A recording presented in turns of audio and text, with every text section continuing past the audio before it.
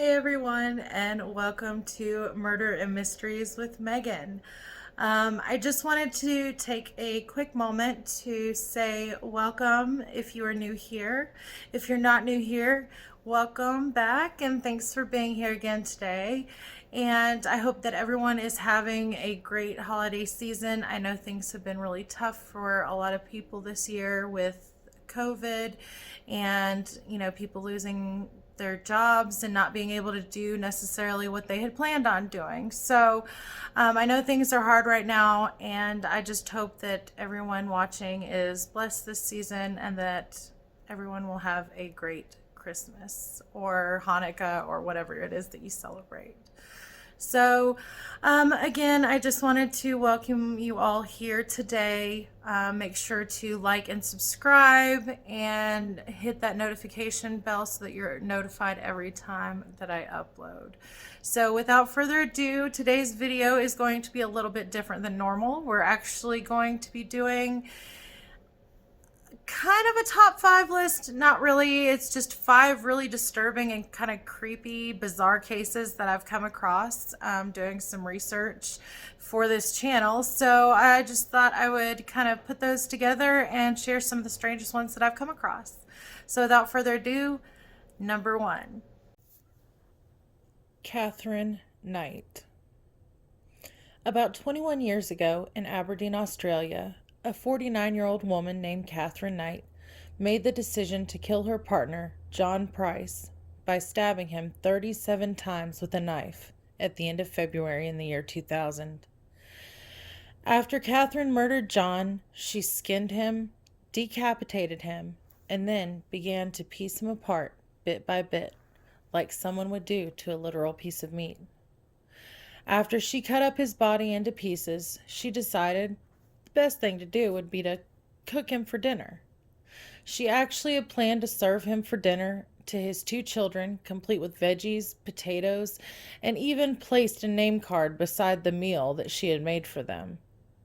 When Price didn't show up to work the next day, a co-worker of his called the police, knowing that in the past Katherine had been quite aggressive towards John. Not to mention that John had told him that if his vehicle was still parked out front of his home the next morning and he didn't show up for work, that Katherine had finally done him in. When Katherine was taken into custody in the beginning of March, the police officers had actually found her unconscious with a pill bottle laid out beside her when they entered the home. Another thing that the police discovered during this time was John's head in a pot with other parts of him still cooking on the stove. She is currently incarcerated in a detention center in Australia. She was convicted and sentenced to life without the possibility of parole.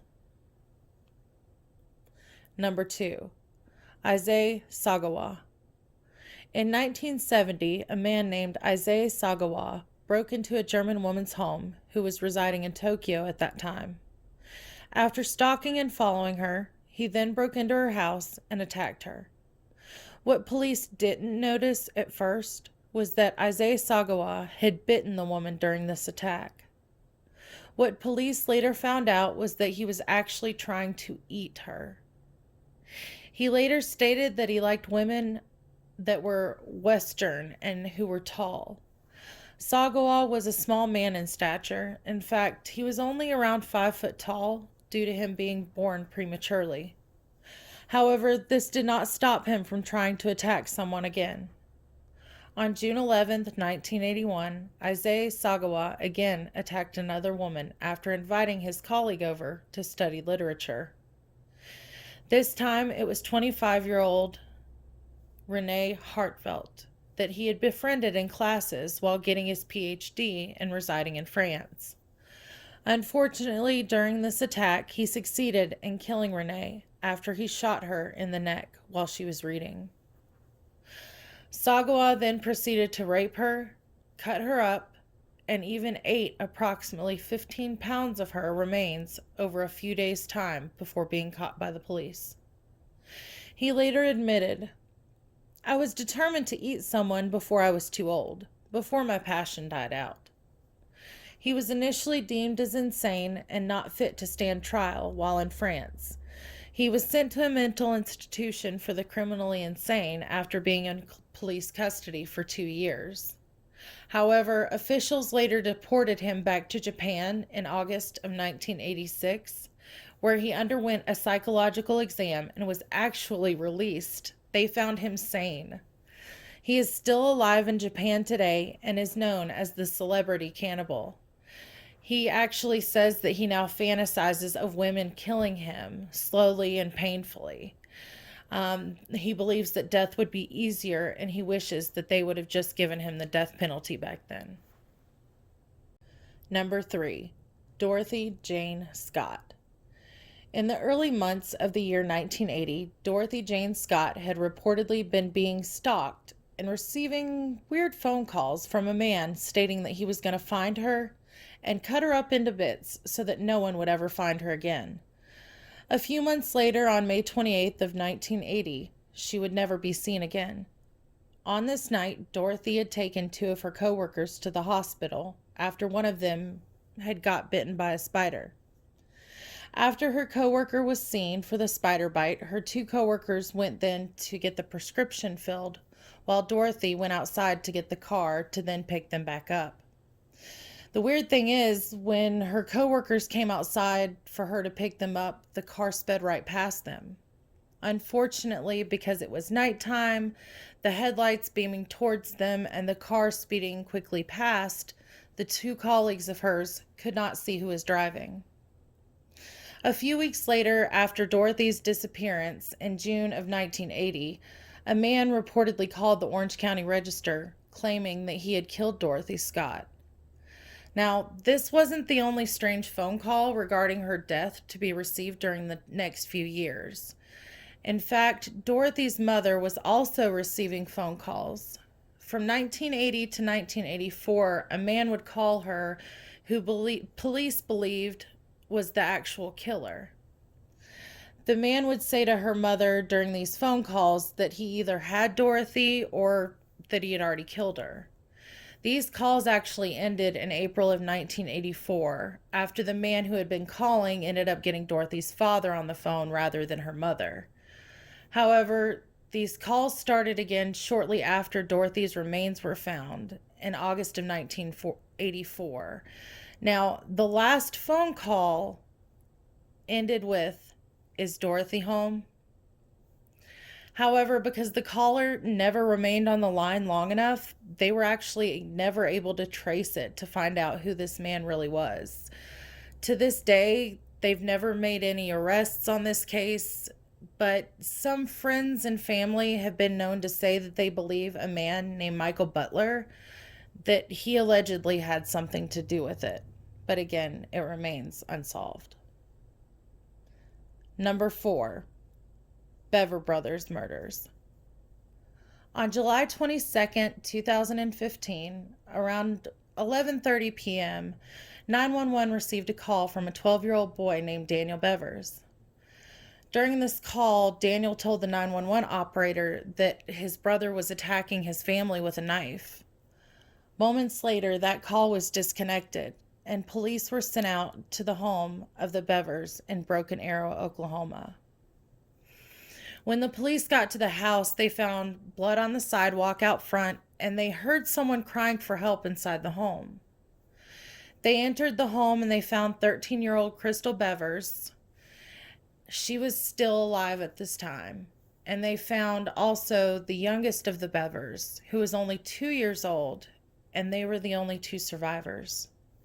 The police found 2 brothers, Robert, who was 18, and Michael, who was 16. They were hiding outside the home. When in custody, one of the Bever brothers admitted to playing the victim, begging for help from his other siblings, only to have that sibling open the door and realize that he was in on the killing as well. At that point, he and the other brother would brutally attack them, and together they viciously murdered 5 of their family members.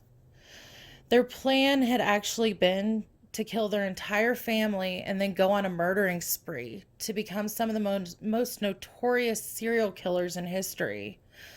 Luckily, though, the calls that came from inside that home that night not only saved the 13-year-old and 2-year-old Bever children that night, but also saved many other innocent lives.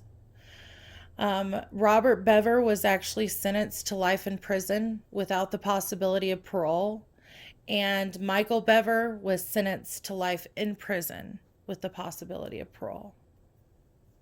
Number 5, the Jamison family disappearance.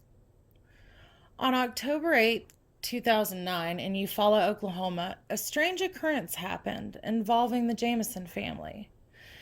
The Jamison family members were Bobby, who was the dad, Sherilyn, who was the mom, and their 6-year-old daughter, Madison. Strangely, on that day, the whole entire family ended up packing up their vehicle, didn't speak to each other the entire time that they were loading it up, making their multiple trips to and from the truck. In fact, they were reportedly seen going back and forth between the truck and their home 30 to 40 times during this video. They then proceeded to drive off from their home together in the truck. After the family was reported missing, searches took place trying to find some clue as to where the entire family disappeared to on that day.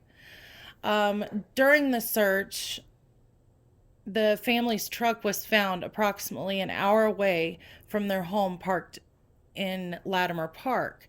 Now, this wasn't far from a 40-acre plot of land that they had actually considered purchasing and moving to.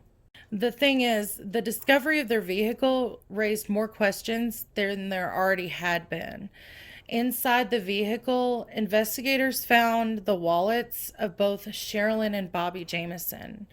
Their cell phones were also in the car, $32,000 in cash, and even the family dog was still inside the truck. So the family dog did survive. It was very malnourished by the time that the officials had actually found the vehicle, but it did survive. So that's at least some good news that comes out of this story. There were also many theories as to why the Jamison family went missing on that day, from being involved with drugs or a cult, even to Bobby's father possibly being involved due to his previous threats. In fact, he had actually threatened to kill Bobby and his entire family. And so Bobby went out and took a restraining order out against his own father because of this.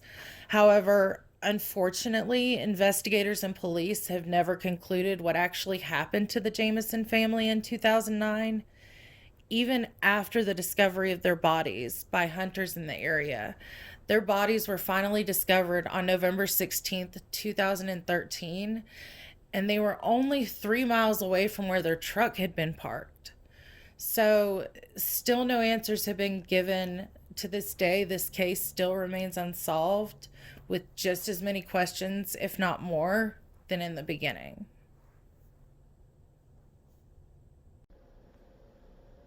So now that we have covered 5 disturbing cases that will give you chills, I just wanted to stop back by and ask you what your thoughts were on this type of a layout. Do you prefer the list formats, more in depth, or more of the shorter cases?